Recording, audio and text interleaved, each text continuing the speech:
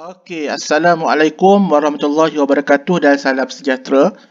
Dalam pembelajaran RBT tahun 5 pada minggu ini, kita masih dalam topik asas reka bentuk pengaturcaraan. Yang mana dalam pembelajaran pada kali ini, kita akan lihat dengan lebih mendalam tentang struktur kawalan pilihan.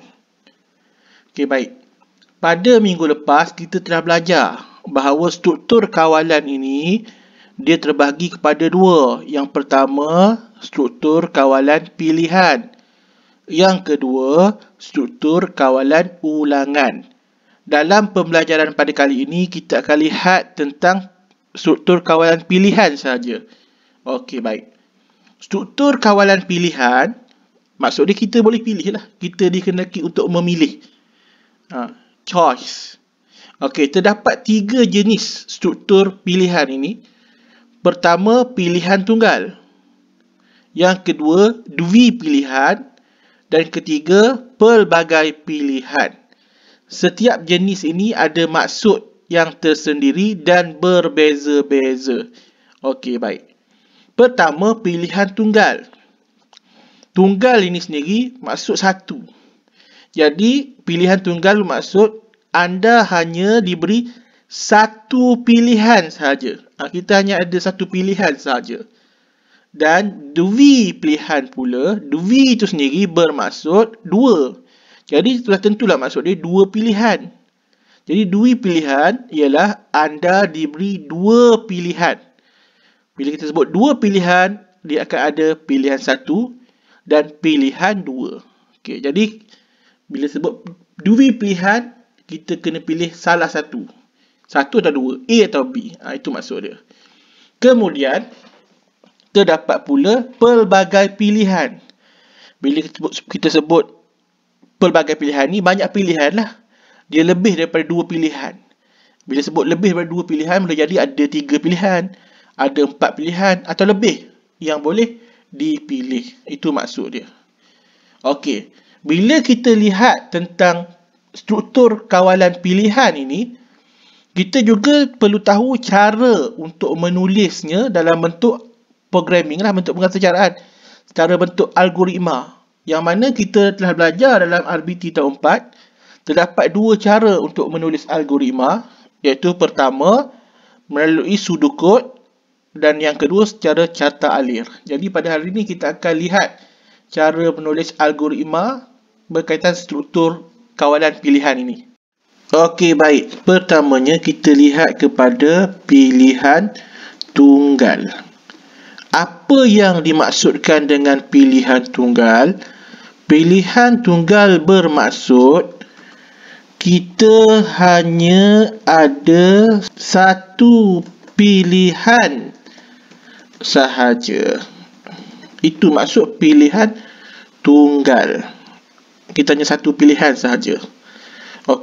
Sekarang kita akan lihat kepada satu contoh situasi. Situasi yang saya nak beri mudah saja, iaitu katakanlah Ali. Ibu Ali suruh Ali pergi kedai beli santan. Kalau tak ada santan, ibu suruh Ali balik saja kat rumah. Jangan beli benda lain. Bermaksud pilihan di sini ada satu sahaja pilihan, iaitu Ali kena beli santan. Baik. Sekarang kita akan lihat penulisan pseudocode yang kita dah belajar sebenarnya dalam tahun 4. Baik. Langkah 1. Mula. Bawah. Masuk ke kedai. Langkah 1. Kemudian, langkah 2. Cari santan yang dikehendaki. Ini langkah 2. Langkah 3. Jika santan dijumpai, maka pergi ke kaunter untuk membayar. Tamat jika, kemudian keluar kemudian tamat. Berdasarkan contoh ini, kita dapat lihat hanya ada satu pilihan, yang mana beli santan. Sekarang ni kita lihat kepada perkataan jika. If.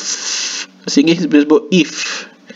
Dalam bahasa programming, if santan dijumpai, maka then. Okey, baik. Maksud dia hanya ada satu pilihan saja. Jika santan dijumpai, barulah kita punya projek itu atau kita punya tugasan itu berjaya. Tamat jika ni maksud dia, kalau kita tak jumpa santan, maka kita kena keluar dan kita punya tugasan tidak berjaya. Itu maksud satu pilihan. Cara kedua untuk kita menulis algoritma pilihan tunggal adalah menggunakan carta alir. Carta alir yang asas pun kita telah belajar dalam RBT tahun 4. Tetapi dalam RBT tahun 5, kita belajar satu lagi simbol penting dalam carta alir, iaitu simbol ini.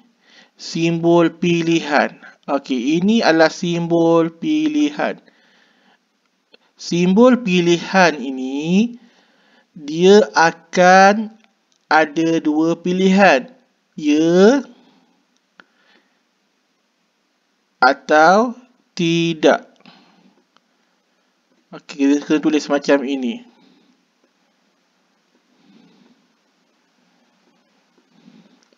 Bermaksud, okey, baik.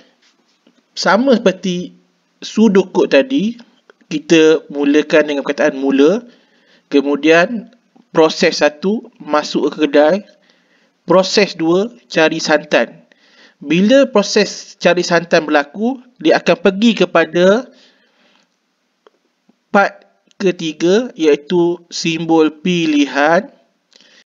Simbol pilihan ni ada dua, iaitu pertama ya atau tidak. Okey, baik. Kita lihat kepada ya. Kalau ya jumpa santan, kita akan pergi kepada step proses seterusnya, iaitu bayar santan di kaunter. Kemudian pergi ke step seterusnya, iaitu keluar dari kedai. Sekiranya santan tidak dijumpai, maksud dia pilihan kita tak jumpa pilihan kita, yang kita kena buat adalah pilih tidak. Jadi pilih tidak adalah keluar daripada kedai. Dan bila keluar daripada kedai, kita tidak beli apa-apa, maksud dia. Jadi pemilihan itu tidak berjaya. Okey, itu maksud dia simbol pilihan. Penulisan secara pilihan tunggal. Dalam carta alir proses pilihan tunggal, apabila kita pilih ya, maka ada proses susulan. Tindakan susulan yang dibuat itu bayar santan di kaunter. Tapi kalau kita pilih tidak, maka tidak ada tindakan susulan yang dibuat. Tetapi berbeza dengan yang seterusnya, iaitu pilihan dui pilihan. Carta alir dua pilihan. Carta alir dua pilihan ini, dia mempunyai sedikit perbezaan.